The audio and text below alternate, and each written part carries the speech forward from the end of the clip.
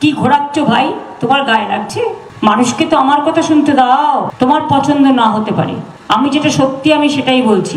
পুজো মণ্ডপের মঞ্চে ভাষণ দিচ্ছিলেন, ওখানে যারা ছিলেন তারা অনেকেই পছন্দ করছিলেন না। তবে এই রকম করা উচিত, শুধু ঘোরানো না, এরকম হাত ইশারা করে বলা উচিত নেমে যান এখান থেকে। এই জিএসটি কমানো হয়েছে, কমানোর ফলে অনেক মানুষের, সাধারণ মানুষের অনেক সুবিধা হচ্ছে, কেনাকাটা থেকে শুরু করে অনেক সুবিধা হচ্ছে, সাধারণ মানুষের সুবিধা হচ্ছে।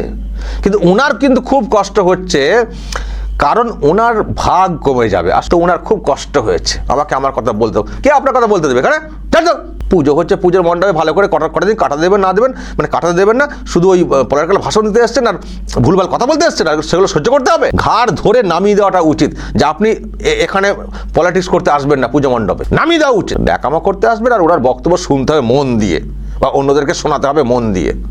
সব ন্যাকামো।